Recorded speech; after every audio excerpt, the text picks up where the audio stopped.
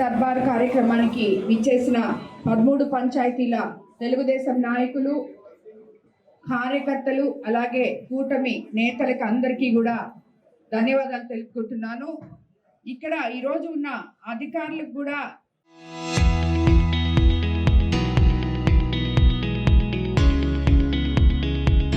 మనం అందరం మొన్న మీట్ అయ్యి స్పెషల్ ఆఫీసర్స్ అలాగే పంచాయతీ సెక్రటరీస్ అందరం కూర్చొని ఈ విలేజెస్ గురించి ఆఫీసర్స్ అందరం కలిసి మాట్లాడడం జరిగింది.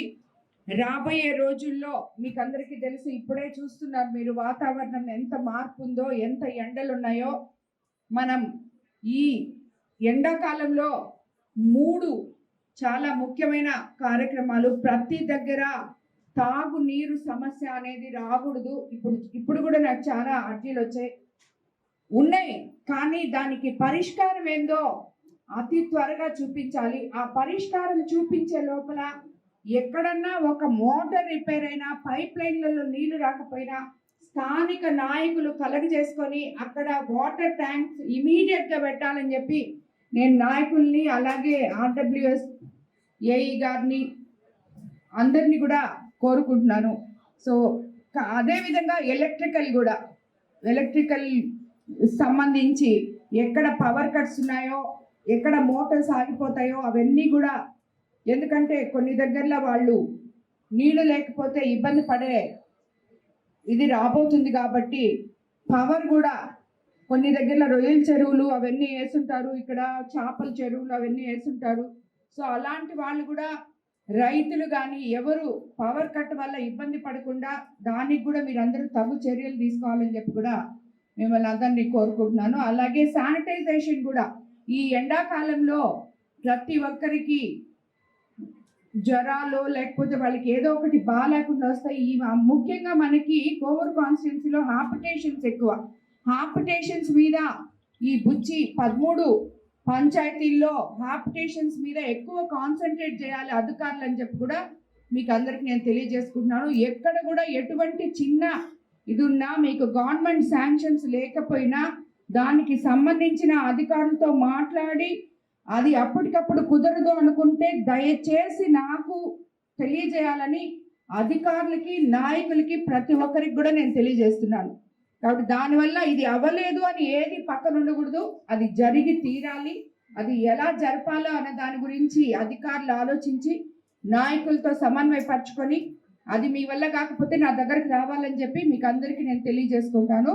కాబట్టి ప్రతి ఒక్కరు కూడా ఈ ఎండాకాలం రాబోయే రోజుల్లో అధికారులందరూ ప్రజలకి అందుబాటులో ఉండాలి. నాయకులు కూడా గ్రామ సమస్యలు ఏమున్నప్పటికీ ఇమీడియట్గా చేసే విధానంగా ఉండాలి. ఎందుకంటే మీకు అందరికీ తెలుసు, మన ముఖ్యమంత్రి చంద్రబాబు నాయుడు గారు అధికారంలోకి వచ్చిన తర్వాత గ్రామాలని ఏ విధంగా మనం ముందుకు తీసుకెళ్తున్నామో, పేద ప్రజల కోసం పేద ప్రభుత్వం, పేదల పట్ల నిబద్ధత కలిగిన ప్రభుత్వం ఇది. ఎక్కడ కూడా ఏ ఒక్కరికి కూడా ఇబ్బంది కలగకుండా మనం చూసుకోవాలని చెప్పి మీకు అందరికి నేను తెలియజేసుకుంటున్నాను.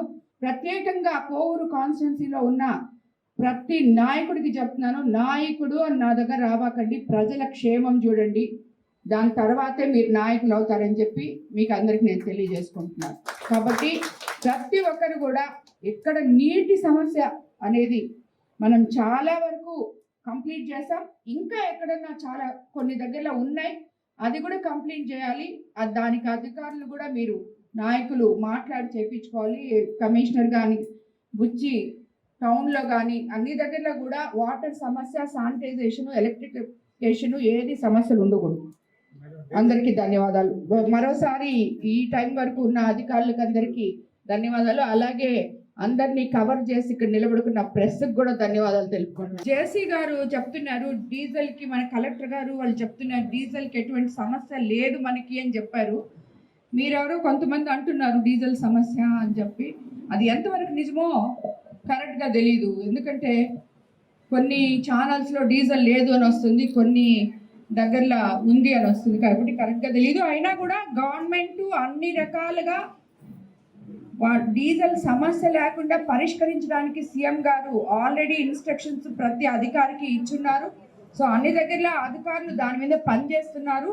నాకు తెలిసైతే అలాంటిది ఏది ఉండదు. ఉన్నా కూడా దానికి తగు జాగ్రత్తలు మన ప్రభుత్వం తప్పకుండా తీసుకుంటుందని చెప్పి నేను తెలియజేసుకుంటున్నాను. అదేవిధంగా మనం ఇప్పుడు మన కోవూరు కాన్స్టిట్యున్సీలో మీకు అందరికీ తెలిసి ఉండాలి, రైతులు ఎక్కడ సమస్యలు అయితే ఎదుర్కోవట్లేదని నేను అనుకుంటాను. ఎందుకంటే మనకి ఆల్రెడీ కోతలు అయిపోయినాయి,